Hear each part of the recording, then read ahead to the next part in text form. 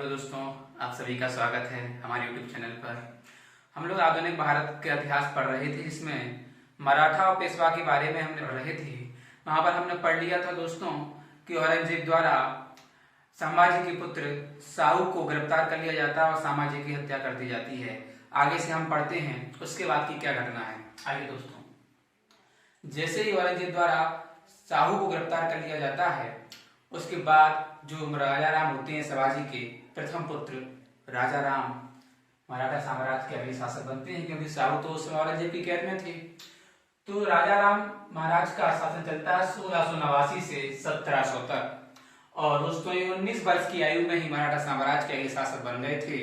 और मैंने कुछ की पॉइंट लिखे हैं प्रत्येक शासक के बारे में, आइए देखते हैं क्या है। इन्होंने साहू जी का ही प्रतिनिधित्व किया, इसलिए कभी सिंहासन पर नहीं बैठे। अपने शासनकाल में कभी भी ये सिंहासन पर नहीं बैठे। साथ में 1698 में इन्होंने अपनी राजधानी सतारा को बनाया। 1700 में मुगलों से संघर्ष करते हुए इनकी मृत्यु हो जाती है। तो ये कुछ की पॉइंट इनकी थी। एक और पॉइंट है, एक और इन्होंने अपने अष्टप्रधान में प्रतिनिधि का पद जोड़ा।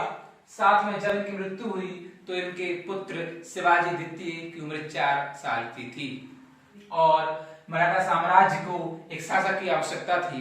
पुत्र 4 साल के थे और साहू महाराज औरंगजेब की कैद में थे और इनकी मृत्यु हो जाती है। तो उस 4 वर्षीय शिवाजी द्वितीय को ही शासक बना दिया जाता है, लेकिन वो केवल नाम मात्र के दोस्तों शासक रहते हैं, क्योंकि 4 साल की उम्र थी उनकी।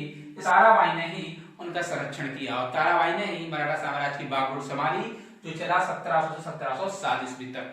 उस समय इन्होंने सिंहगढ़, रायगढ़, सतारा को मुगलों के अधीनस्थ जो था उसको छीन लिया, और 1707 में मुगल कैद से बहादुर शाह प्रथम ने साहू को आजाद किया। जैसे ही 1707 में क्या होता है दोस्तों, औरंगजेब की मृत्यु होती है, तब बहादुर शाह प्रथम ने साहू महाराज को आजाद कर दिया।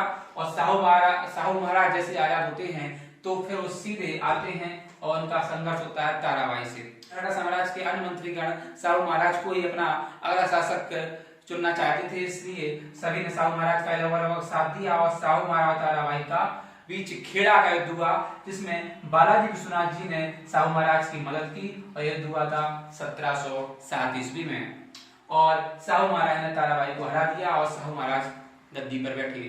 तो अगले शासक आते हैं साहू महाराज, जो 1707 से 1749 तक मराठा साम्राज्य के शासक बनते हैं। आइए इनके बारे में पढ़ लेते हैं। 1708 में इन्होंने भी राजधानी अपनी सतारा को बनाया। मराठा साम्राज्य को 2 भागों में इन्होंने बांट दिया। इन्होंने क्या किया कि जो इनके शिवाजी द्वितीय थे उसको भी शासक बनाए रखा, तो उन्होंने अपने मराठा साम्राज्य को 2 भागों में बांट दिया।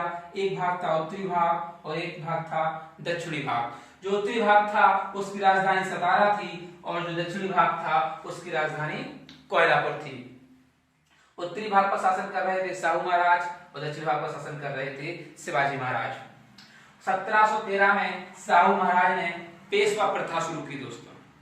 पेशवा प्रथा में इन्होंने अपना प्रथम पेशवा शासक बनाया बालाजी विश्वनाथ को, क्योंकि इन्होंने मदद की थी साहू की उस समय जब ताराबाई से इनका संघर्ष चल रहा था। तो बालाजी विश्वनाथ का शासन चालू होता है 1713 से 1720 तक। यह कोंकण के एक प्रख्यात पंडित भी थे। बालाजी विश्वनाथ का शासन चालू होता है, तो इन्हीं के शासन में 1719 में दिल्ली की संधि होती है। दिल्ली की संधि सैयद बंधु और बालाजी विश्वनाथ के बीच होती है, जिसे मराठा का मैग्ना कार्टा कहा जाता है। दिल्ली की संधि के बारे में हमने पिछले लेक्चर में पढ़ लिया है।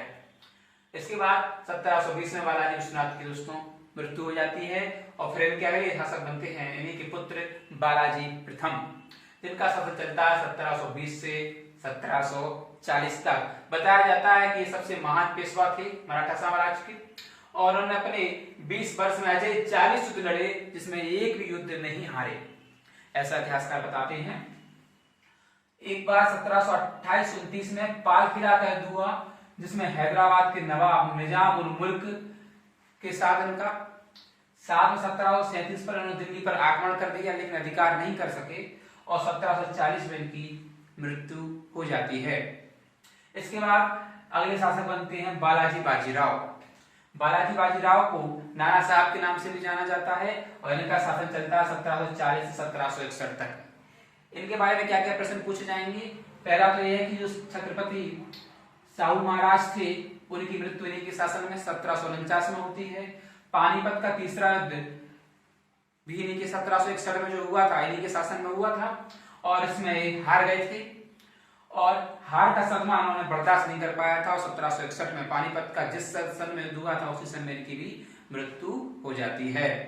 आगे अगले मराठा कि पेशवा बनते हैं माधवराव, जिनका शासन चलता है 1761 से 1772 तक और इनके शासन में कुछ मुख्य बातें कि इन्होंने हैदराबाद के निजाम को 2 बार हराया था और मैसूर के नवाब हैदर अली को 4 बार हराया था। ये 2 पॉइंट इनके यहाँ से बनते हैं और 1772 में इनकी मृत्यु हो जाती है। इतने से इतना ही महत्वपूर्ण है। साथ में अगले जो हमारे पेशवा बनते हैं मराठा साम्राज्य के वो है माधवराव नारायण। माधवराव नारायण बनते हैं 1772 से 1796 तक और इनके समय में प्रथम आंग्ल मराठा युद्ध होता है। आंग्ल यानी अंग्रेजों के साथ मराठाओं का पहला युद्ध होता है जो चलता है 1775 से 1782 तक और इस समय बंगाल के गवर्नर जनरल थे बारन हेस्टिंग और माधवराव नारायण के बीच युद्ध होता है जिसमें 4 संधियां होती हैं और संधि होती है 1775 में सूरत की, 76 में पुरंदर की, 79 में बड़गांव की और 1782 में सालबाई की। ये संधियां होती हैं और 1796 में माधवराव नारायण की मृत्यु हो जाती है। इसके बाद अंतिम पेशवा आते हैं बाजीराव द्वितीय, जिनका शासन चलता है 1796 से 1818। ये मराठा साम्राज्य के अंतिम पेशवा थे। इनके समय में द्वितीय आंग्ल युद्ध और तृतीय आंग्ल युद्ध 2 युद्ध होते हैं जिसमें द्वितीय आंग्ल युद्ध 1803 से 1805 तक चलता है जिस समय बंगाल के गवर्नर जनरल थे लॉर्ड वेलेस्ली और इस 4 संधियां होती हैं। इसमें कुछ मुख्य संधियों के बारे में बताऊं तो 1802 में बेसिल की संधि मुख्य संधि के रूप में कभी-कभी एग्जाम में पूछ लिया करता है और तृतीय आंग्ल मराठा दिल्ली के शासन में हुआ था जो हुआ था 1817 से 1818 में। उस समय लॉर्ड हेस्टिंग्स बंगाल के गवर्नर थे और मराठा साम्राज्य के शासक थे बाजीराव। इस युद्ध के बाद भी 3 संधियां होती हैं। पूना की संधि जो 1817 में होती है, ग्वालियर की संधि 1817 में होती है और मंदसौर की संधि जो 1818 में होती है जो होलकर और अंग्रेजों के बीच होती है। इस युद्ध में मराठा साम्राज्य पूरी तरह से अंग्रेजों के पक्ष में चला जाता है, अंग्रेज कब्जा कर लेते हैं और मराठा साम्राज्य का पूर्ण अंत हो जाया करता है। 1818 में पूरा मराठा साम्राज्य अंग्रेजों के कब्जे में चला जाता है, अंग्रेज मराठा साम्राज्य पर अधिकार कर लेते हैं और इसके बाद हमारा ये टॉपिक मराठा और पेशवा आज खत्म होता है।